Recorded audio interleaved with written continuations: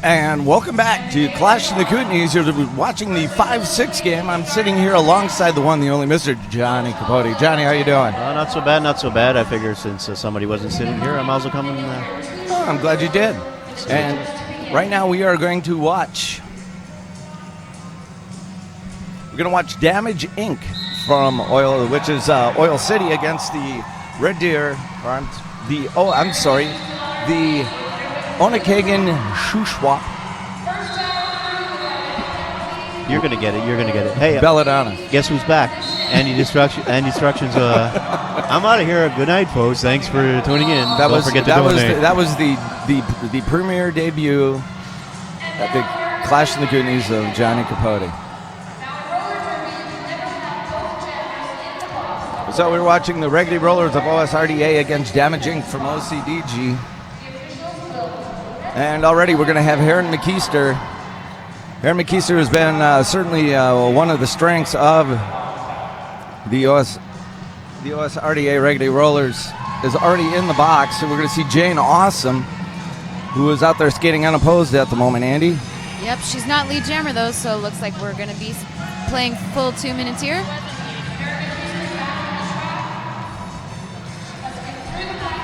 Jane Awesome approaching the pack for her scoring pass. She takes a tumble on the inside line.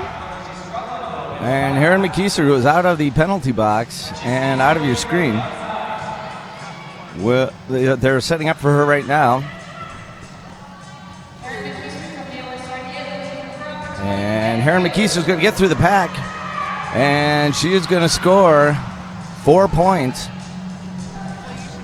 In the meantime, Jane Awesome coming up on the back of the pack. They're going to shut her down. That's the full 2 minute jam. And that's going to be a 4-4. Jane able to get a previous pass in there. And welcome to Clash in the Kootenays. If you are a stranger to roller derby, please don't be. Let us try and decipher this for you. It's really not that difficult.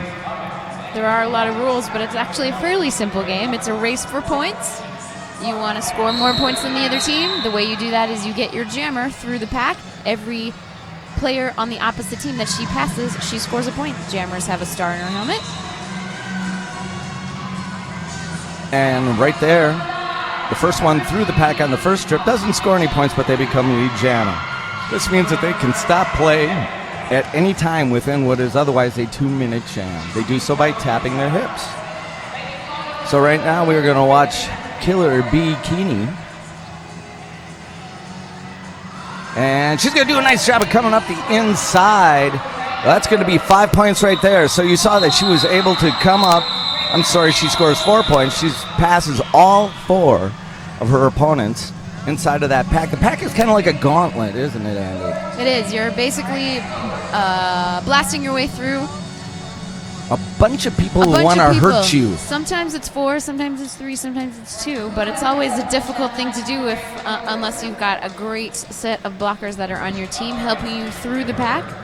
Roller derby is one of the only sports in the world where you're playing offense and defense at the same time as a blocker. And Stitch Ripper, I get such a kick out of. She's been so much fun to watch all weekend long, even though it has probably been more fun to watch than for her to play. Yeah, she's one of those jammers that get bounced around quite a bit, but she never gives up. She always gets back up and tries her hardest to the end of every whistle. So, yes, I agree. She's been a very fun player to watch today, this weekend, I mean. I enjoy her. I just don't envy her. Agreed. That's what I like about you. We're agreeable. It's true. See, I just agreed with you again. There you go.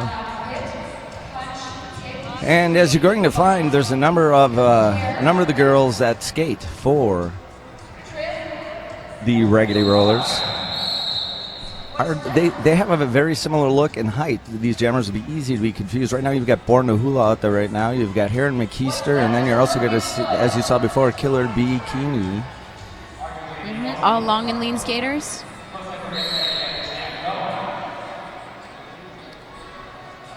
They've got a pretty consistent jammer rotation, this Okanagan Shuswap team. It's basically just been Born to Hula, Heron McKeister, and Killer Bikini lining up 1, 2, 3 as jammers. Yep, you're absolutely right. Not many surprises there. We'll see if that changes in this game. And they end up coming up behind. They're battling for lead jam. And Stitch Ripper, who gets scrappier with every game. Oh, look at that. She does a nice job of holding her balance. I tell you, I'm not even sure 2 games ago she would have been able to make that move. And she is going to be your lead jammer. Born to Hula, less than a half a track behind her, so she has got a good chance to make up some space there as Stitch Ripper makes it through the pack. Stitch Ripper going to get through the pack. You sort of have to think that at this point she would be wise to call it off, but she continues to jam, which nearly forces her into trying to make another pass. And right there it gets called. She calls it off. I think she got 2 more points on the board there for her team, so that is going to be a 6-4 jam. And like you said, it would have been advantageous for her to call it off before the other jammer got to the back. That would have been a 4-0 jam. But they still got the advantage. 6-2. 6-4, I mean. Sorry, 5-4.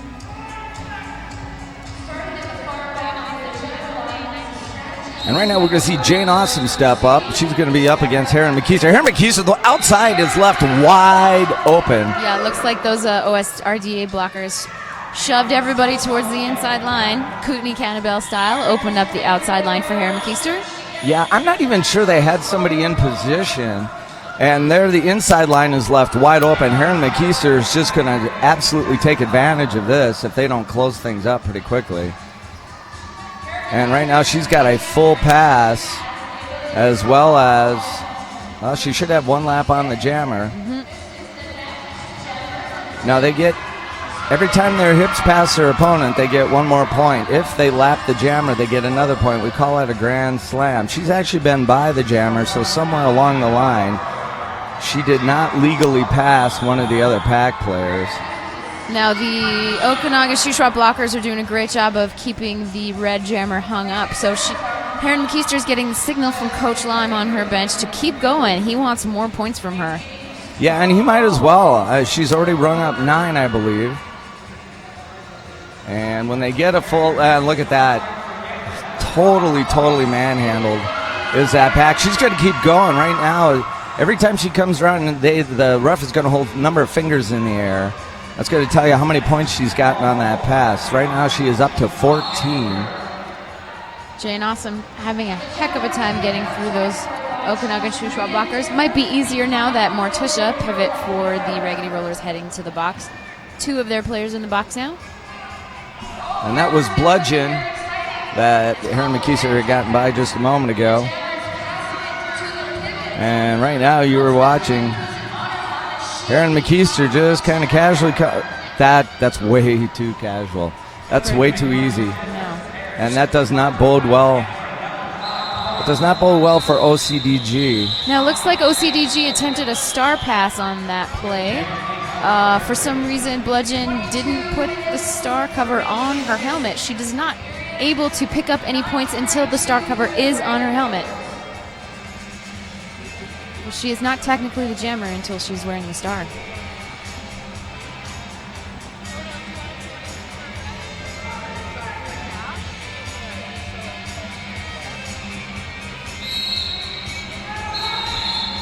And we're going to see Killer Bikini line up right now.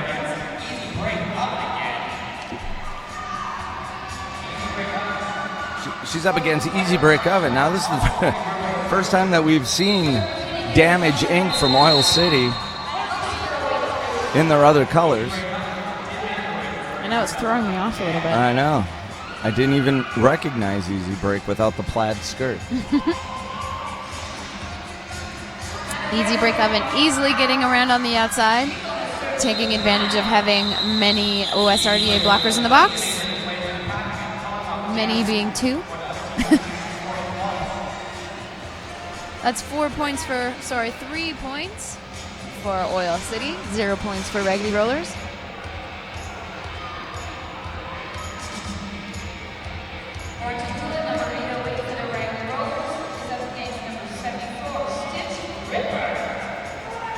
So Born to Hula lining up with the star on her helmet for for Okanagan Shuswap, and Stitch Ripper for Oil City. Oh, Lady Fondle absolutely knocking Stitch River. Oh, Stitch River is going to get knocked around like a pinball in a pinball machine. Looks like Lady Fondle picked up some sort of major penalty on that last. Oh, look at that! Look at that! Is she Borna Hula's going to latches on to her blocker, and basically freight trains her all the way through. That was awesome. As we see Stitch Ripper getting through the pack. Stitch Ripper thinks she scored a couple points at the end of that jam, but Borna Hula was able to call it off before that happened. That's right, and the officials never get anything wrong. Okay. It says so right in the manual. I read it. Easy break oven again, jamming for Oil City. And that's me being sarcastic. That's not me ripping on the refs. The reffing has been very good this week. It really has. I'm impressed. Oh, easy break oven's got a wide open slot to go through. And hello, where did Heron McKeister go from? She tried to get the drop on Heron McKeister, but wasn't successful. I think she really does have a Heron McKeister. An easy break oven, calling it off before Heron McKeister gets to the pack. 0-0 jam. Nice safe bet. Heron McKeister going to go back and line up again. This smacks a little bit of what we saw Kootenai do to Red Deer. And it makes me wonder if they're not going to try and run this thing wide open. We'll see if Oil City puts up with that. They know that they've got the jammer core to be able to do it for as long as that jamming core can. Oh, I tell you, there was a situation where Heron McKeister was just a bit too late as L7,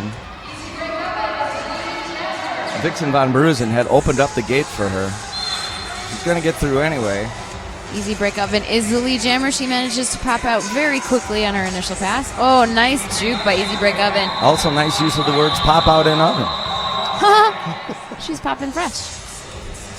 That's right. Whoever thought that you could play this physical a game on wheels, or for that matter, make a brownie with a light bulb. Seems impossible, but it's true. So, Oil City's Damage Inc. is at 20 points. Raggedy Rollers from the Okanagan Shuswap, 45 points, keeping it close so far with 18 minutes, 13 seconds left on the period clock. And Killer Bikini going to make sure that Stitch Ripper is not going to get through clean. And I tell you, she handed her off really well. I didn't even see where the transition came. And as we're watching right now, you can see Stitch Ripper is caught behind the two-wall at the very back. And along the outside comes Killer Bikini. And there with a nice assist from her blocker, she's already through the pack and off the screen. Stitch Ripper trying to get by Lady Fondle there in the front. Lady Fondle sucks her back into the back of the pack. But she makes it out. She's just completed her initial pass, whereas Killer Bikini, I think that's her second scoring pass. And she calls it off. Does a nice job of tiptoeing that inside line as she goes through turns 3 and 4. And that's where she calls off the jam, takes the points that she's got. And it looks like right now that we've got OSRDA up 54 over Oil City, US 20. Oil City has one blocker in the box, but she's on her feet, so she will be released momentarily to have full 5-on-5 derby in a minute. Born to Hula pushing the two Oil City blockers forward until they become out of play. I don't know what it is about her name, but that is, like, to me, like one of the most interesting things. Like, I have to find out why she chose that. I know. It tells a lot about her in a small space. And Borna Hula doing a nice job right there. The block that's going to come down on her. It's number 88. I believe that's Bam Bam.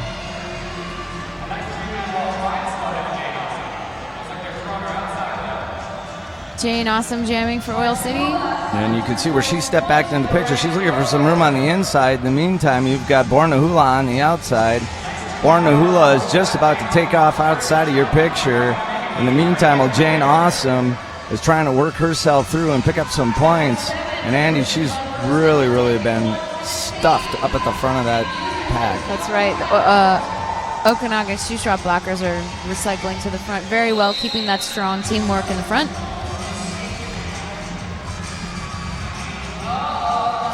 But here's the equalizer. She's going to the penalty box for a major back block.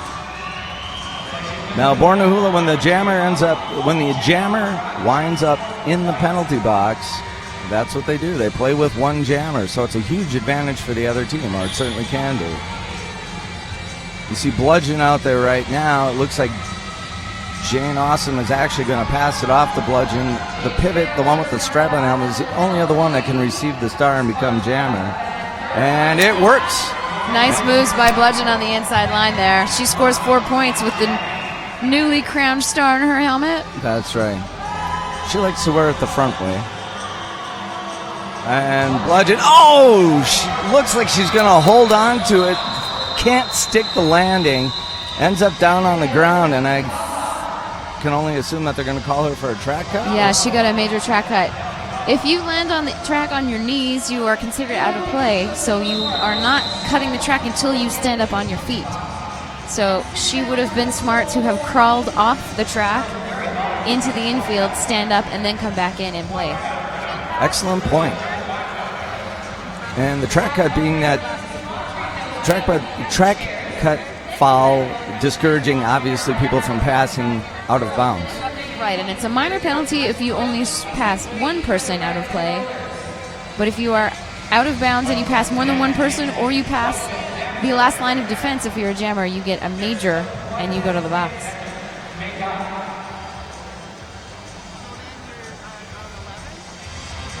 So that is the reason why you see if a player gets hit out, she skates in the wrong direction to come back in behind players. Yeah. She wants to re-enter the track so she does not actually pass any of those players outside of play, and she comes back into play.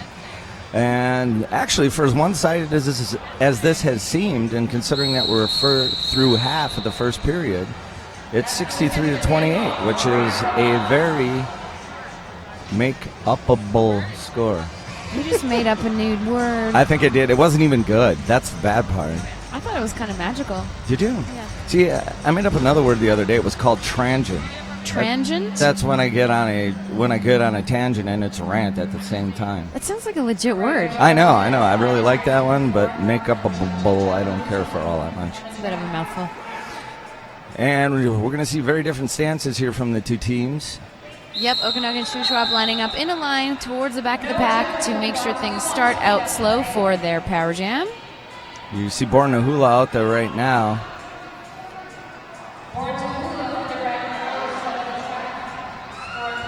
And they're not going to try to split the pack. Now they're going to engage the Raggedy Rollers. Yeah, you can only split up the pack for so long before you get a destruction of the pack penalty. So instead, they decided to mix it up. Now right here we have a pack. We have a no pack scenario. Now it is the responsibility of both teams to maintain the pack proximity. So if you're skating too fast in the front, you'll get a destruction of the pack penalty, or if you're skating too slow in the back. And the pack is defined by the largest group of members of blockers comprised of both teams. Jammers don't count in that, so you have to have at least one member of the other team involved to actually consider having a pack. That's why you cannot see one set of jerseys skate out way in front of the other. If that happens, then they can't touch the jammer. They have to let the jammer go. Bornahula calls off the jam in the biggest way possible to make sure that the referees see her. Biggest way possible to me would be like fireworks coming out of your helmet. But that was pretty close. And yelling about it. I'm calling off the jam. Look at me. Well, that never happens. Sometimes jammers, I wonder why they do it. They take really, really subtle, sexy way of calling it off, which isn't helpful because it looks cool, but the refs might not see it in time. Yeah, and as a coach, it drives you crazy. If you're going to call off the jam, make a big show about it. Make sure everybody knows. Yeah, exactly. And when they call off the jam, when you see them put their hands on their hips like that, the jam still is not finished until the whistles blow 4 consecutive whistles. So fly like an eagle, baby. Yeah, exactly. So the minute they tap the hips, it takes 4 whistles until play is finished. And that's why you got to make sure that your timing is right, because if that official is either not quite as quick to hit the whistles, or your opponent passes you in the meantime and picks up some points. It doesn't look as cool, but it works better. Yeah, the coach isn't so happy. Heron McKeister is the jammer for Okanagan Shuswap. Easy break oven. Back on the jammer line for Oil City. This jam has started despite the non-activity on the track. Yeah, believe it or not, the first whistle has gone off. The pack is moving, be it slowly. And as they approach the pivot line, Oil City trying their best to get things moving here. Looks like it's working. And as I cross the pivot line, that'll release the jammers with the second whistle. Wow. Tiny little steps on the inside line. Heron McKeister goes in, she goes out, and she is out as lead jammer.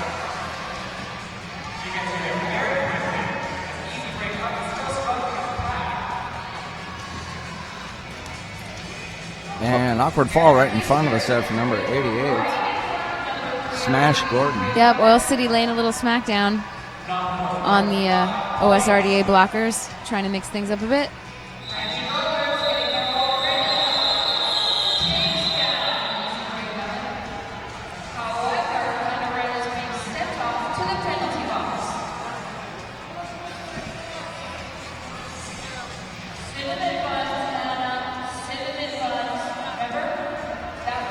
Looks like that was 5 points for the Raggedy Rollers, no points for Oil City. He's got Dixie Drift on the line for the first time for Okanagan Shuswap. Unusual change of jammer rotation for them. Yeah, Dixie Drift we'll usually see out there once or twice during a bout, and she's very successful. Stitch Ripper is jamming again for Oil City. One thing I like about Dixie Drift is she's kind of got that blocker build and that blocker mentality where she can make things happen and move people around, much like we saw the evil blockers. But look at that! Stitch Ripper's going to find the inside line. Stitch Ripper is your lead jammer. Nice moves by Stitch Ripper. Mm-hmm. She was very light on her feet coming through the pack there. And again, she takes a hard shot and works herself through the front, but she didn't do it legally. She got a back block major on that last knock somebody over from behind, which you're not allowed to do. Boy, for as hard as she got hit, I almost have to think she careened into somebody and it happened that way. I think that's exactly what happened. Doesn't matter. It's still illegal. You got to be able to control your speed no matter what. There goes Dixie Drift for her scoring pass. And she really does make it look pretty effortless. And she is a lot faster than you would think. She takes nice, big, long strides, which you like to see in... I know. She just makes it... She's one of those people that makes it so easy it makes you sick. Yep. She looks like she's a Saturday afternoon at the roller disco. And look at that. Nice... Oh, my God. Except for when that happens. That was a big hit. That is a big... I like big hits, and I cannot lie. That was courtesy of Bam Bam from Oil City. A sweeping cross-track hit on Dixie Drift, who was not expecting that at all. I'm sorry, that's supposed to be I like big blocks, and I cannot lie. But wow, you don't see somebody catch one in the midriff that hard very often. That's almost like an open ice hit in a hockey. It was. But she hit her in the hips. She was moving in the right direction. All completely legal. Oh, yeah. Didn't seem to phase her.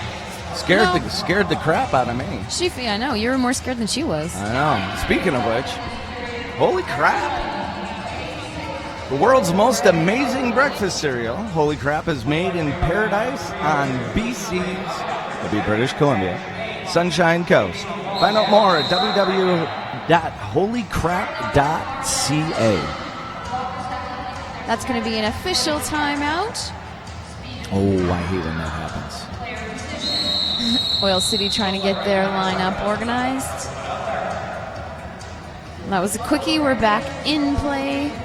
Looks like Oil City is going to do a little pace line at the back for their power jam, keeping it slow. Keeping it real. Probably keeping it real, too. Not sure what that means, but Yeah, it's one of those I things keep that- trying to build my street cred.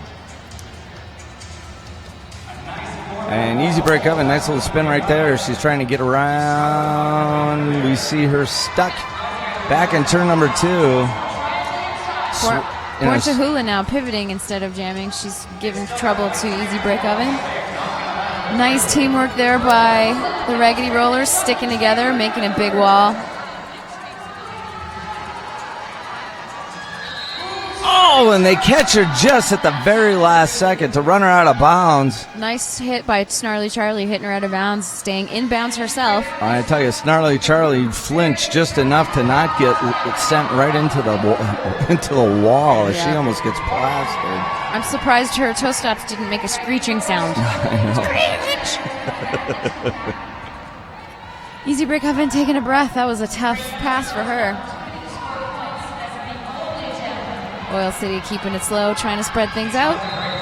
Yeah, they're trying to split up the pack, and that's probably not going to work out. Yeah, it wasn't working out super well for them because it looks like the Raggedy Rollers were doing a really great job of not only playing some good defense, but keeping it in proximity. They knew exactly what Oil City was up to.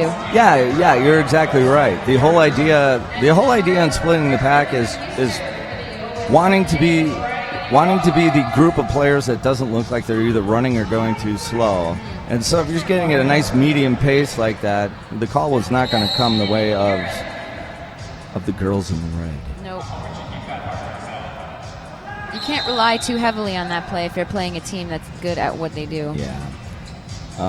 But, we got to give Dav and Jink a lot of credit. They've started out. We certainly didn't expect them to be here where they are right now. They've skated very, very well. Heron McKeister's the lead jammer. Stitch Ripper still stuck on her initial pass behind a couple of Okanagan Shuswap blockers.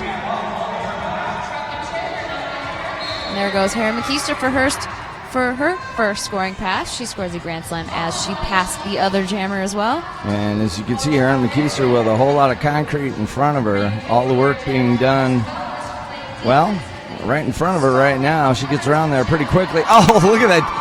That isn't juked out of your shorts. That's juked off your feet. Yeah, that sucks when that happens. You think you're going in for a big hit.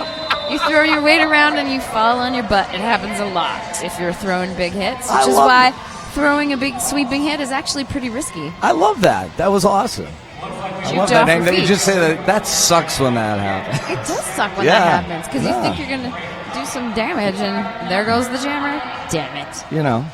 No sugarcoating about it. Right then and there. I hate when that happens. That sucks.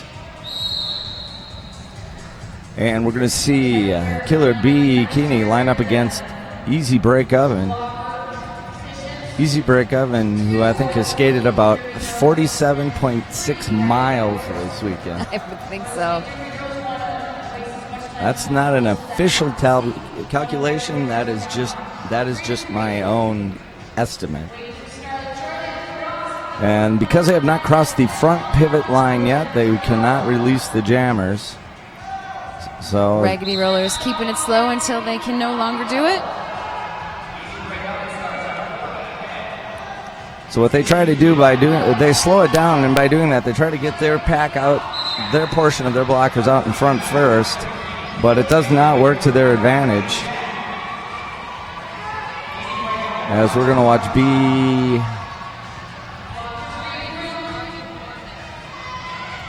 Easy Break Oven. Easy Break Oven Bikini. Yep, she did a great job of fighting her way through the front of the pack, but Killer Bikini picks up a couple of points there in the front. She gets 2 points, and also 2 points for Oil City. I can tell it's getting late in the day because I was going to call her Bikini Killer, which sounds like it should be a movie, and maybe it is. Well, there's a band called Bikini Kill. There was. Oh, there you go. There's we're part of the. So I would just want to say a big hello to all of our friends who are hanging out in the chat room while they watch this game. We've had some great conversations. Special shout out going to Sid Fishes, Jackie the Ripper, Fire Snatch, Stampede Her, and Roll D, who've been hanging out with us all day. Hi, ladies and gentlemen. And we hope you've enjoyed the broadcast here on Canuck Derby TV. And of course, we want to say give a big shout out to Johnny Capote as well as AMJ Productions. who is making this all possible, and it's only going to get better as the weekend gets on further. Slow start to this jam. Stitch Ripper and Hare McKeester waiting to be released by the double whistle. Both teams are hanging out at the pivot line, not wanting to cross it. And they do.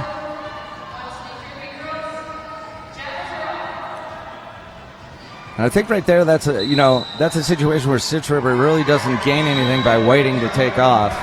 No, they want to get things started and put some points on the board. Yeah. Even if they're not going to line up so they can spring her quickly, she's got to get off her feet as quick as she can. Big hit by Morticia on Stitch Ripper. She's a big hitter. Looks like she's going off to the box for it, though. Morticia. I don't know if she's part of the Tush clan or not.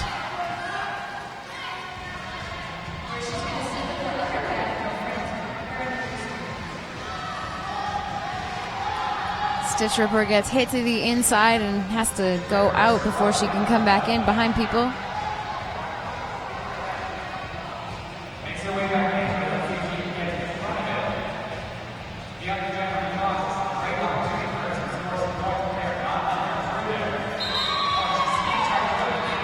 She is finally lead jammer. She's also on a power play, so she's looking at the penalty box to see whether or not she should call it off. Yeah. And that's actually a pretty good move right there.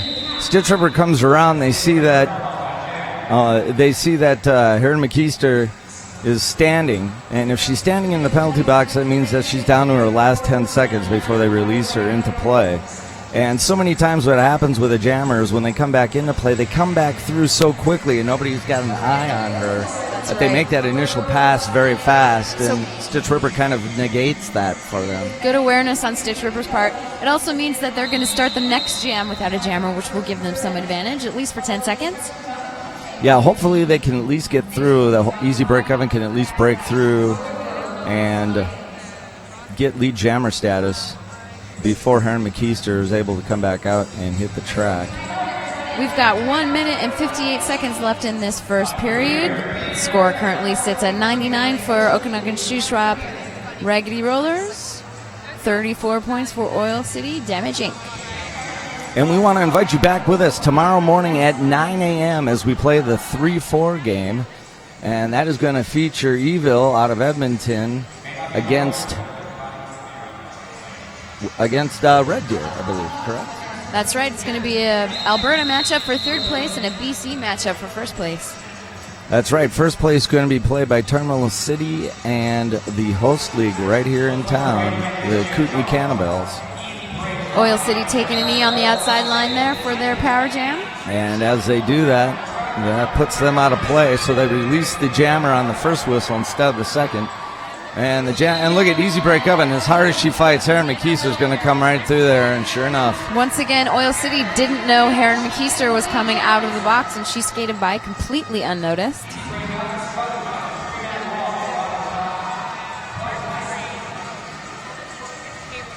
Easy break oven, bashing her way through the front past Dixie Drift to finish her initial pass.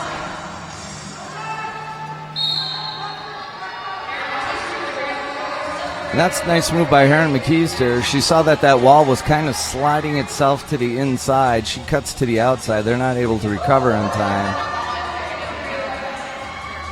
Again, she skates by totally unnoticed by Oil City. They're going to have to improve their track awareness if they want to keep the score low on the other team.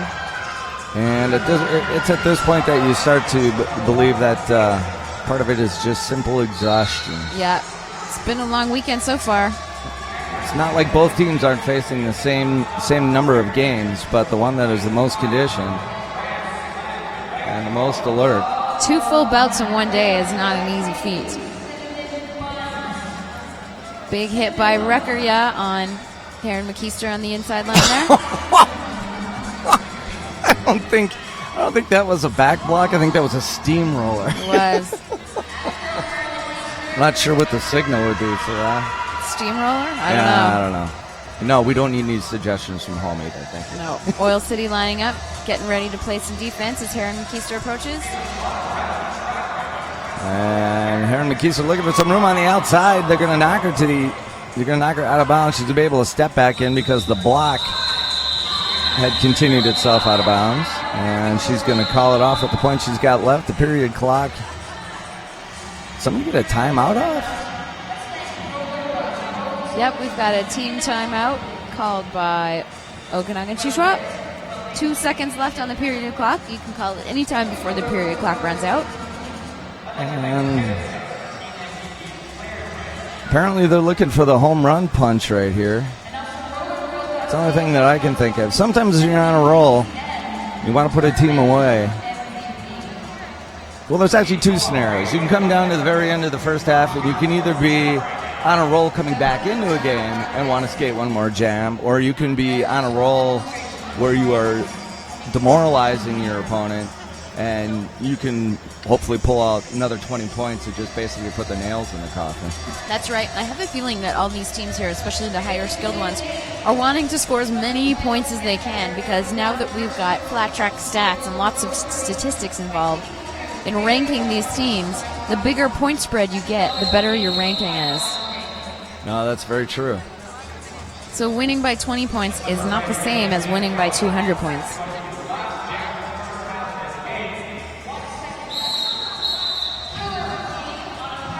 Jam got started quickly as one team took a knee. Oh, good! My goodness, easy break oven.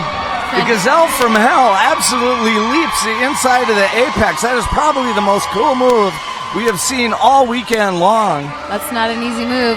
A lot of times you're going to land out of bounds.